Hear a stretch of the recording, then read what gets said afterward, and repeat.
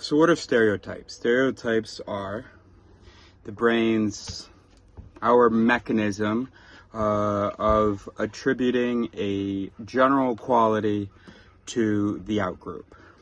Okay? Oh, I met one of them, and this is how those people are. Which has its evolutionary advantage in that, you know, especially if it's a bad quality. So can't trust those people. That's a great thing to learn. Then we also have the mechanism of gossip, which is a way to warn our fellow community members that we met one dude who looked at us kind of funny, and therefore watch out for those people. They are all blank. Okay. Or maybe that dude stole something. So all of them are thieves. And then, of course, if you meet another one from that community, he looked at me funny. He was probably going to steal some shit because they're all thieves.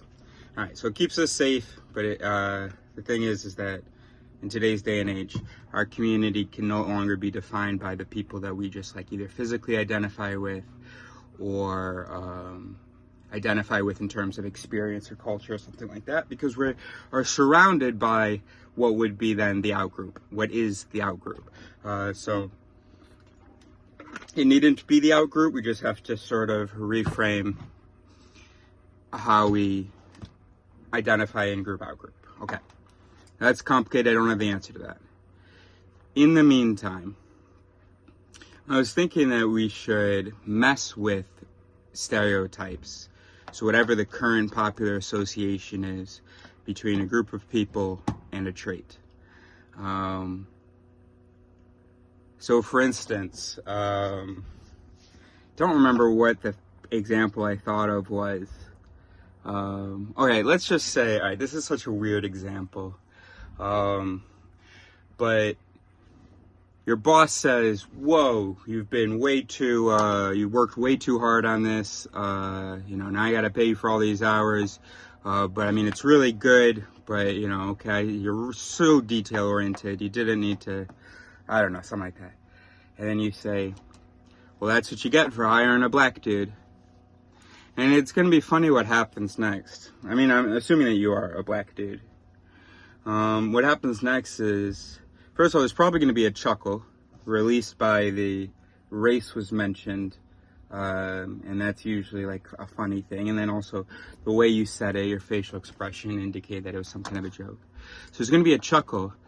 But then there's going to be a lot of conflict in the mind, because there's going to be a lot of confusion, because to that mind, that won't make sense. Like, that's not an association that exists in that mind, that black people are particularly detail-oriented or something like that, right? Unfortunately, okay? It's not really associated with any group. But yeah, so, and then anyway, so then, and then the person will just, and I think that comment will really have an effect on some of their stereotypes. Because the brain loves information about groups. So just repeat information about groups that could have a positive counterbalance to the current negative associations about a given group. And I think the brain will grab onto that. They won't just like switch over. The brain won't just go, oh, okay. So, this group, fastidious workers, okay, got it.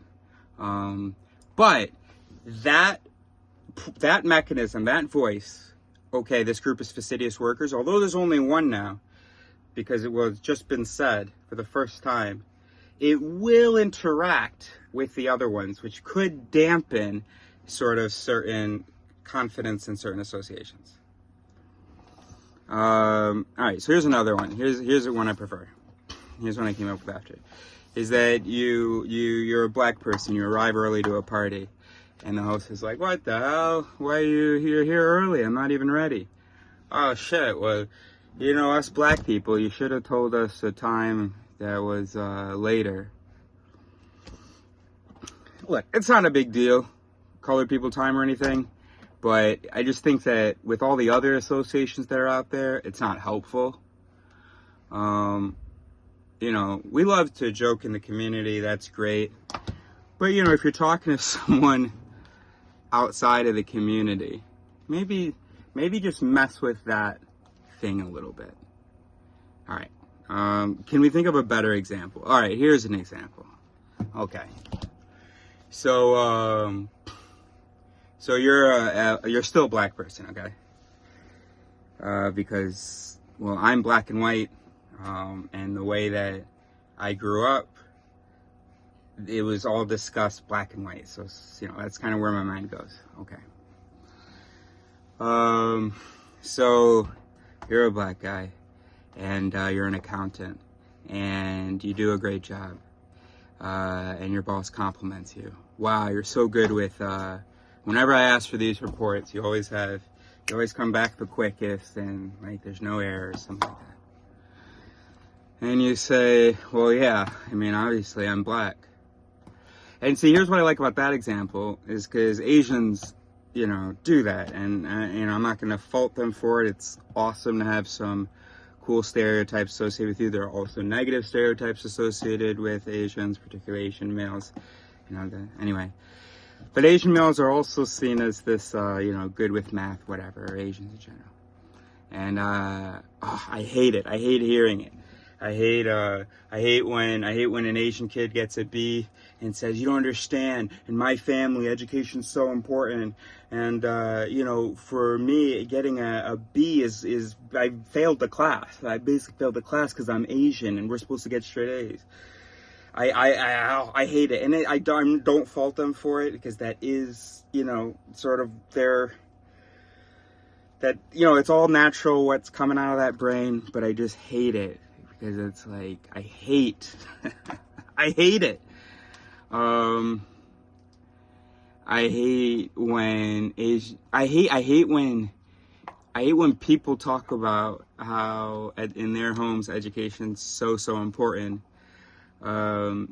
Because, and you know, again, I'm really not like trying to fault them. I don't hate them for it. What I hate is that how I feel, I can't do that. I can't do that. I have an English father who's an immigrant, sure, but he's English. Zero associations with that. And an African-American mother. I don't have cool academic stereotypes. If I go to someone and say, oh shit, I got a B in this class, they'll be like, oh, okay, it's cool. You have an American family, and one of them's black, so that's how I feel. Not that I ever actually experimented. And I'm not even asking Asians to stop doing this whole, well, yeah, it's in, you know, we're good at math thing. And you know it backfires. You know there's plenty of you that don't like it, because then there's all this pressure on you to be good at math. By the way, let me tell you about an experiment. They took some Asian women, and they took some other Asian women, okay? And they had these two groups of Asian women take a math test, okay? One group of Asian women was in a classroom that had Oriental Asian paraphernalia in it, reminding them that they are Asian. It's supposed to be, you know, subtle cues or whatever. You know, maybe on the door, you know, it says hello in English, it says hello in a bunch of languages, but in smaller font, and then a bigger font that says it in it doesn't even have, they don't even have to speak the language, just so you see the Asian characters. Okay. In the other room, there was women's stuff, female stuff, to remind the subjects that they are women. Okay, so there were Asian women in both cases. Some Asian women were reminded they're Asian, some Asian women were reminded they're women. And guess how the test went?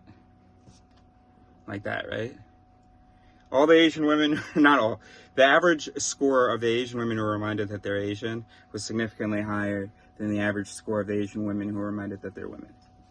And I think so I think I'm kind of justified in hating it. Because, you know, you hear that, and you're like, my group isn't associated with being particularly good at math or particularly good at academia. So that does something to the brain. Just like those women are reminded that they are women,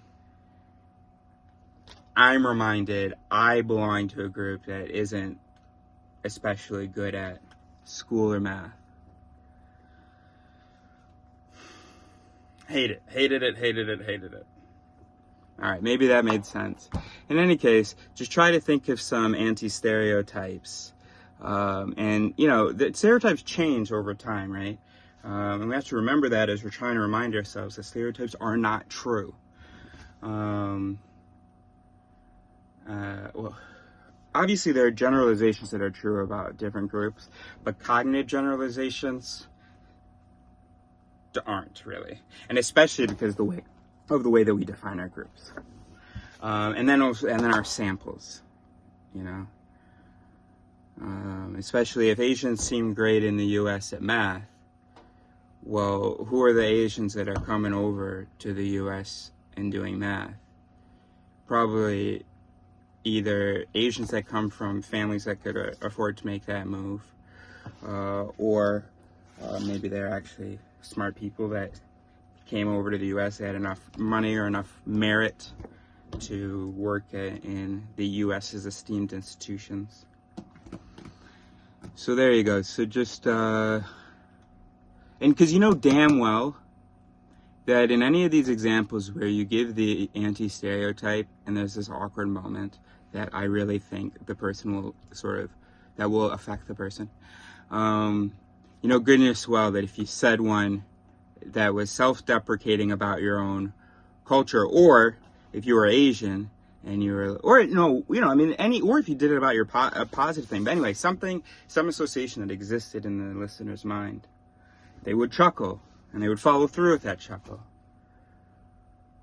Watch them be confused when you create an association that doesn't exist in their mind, and then do that, because I think that'll help disrupt the associations that we have in our minds.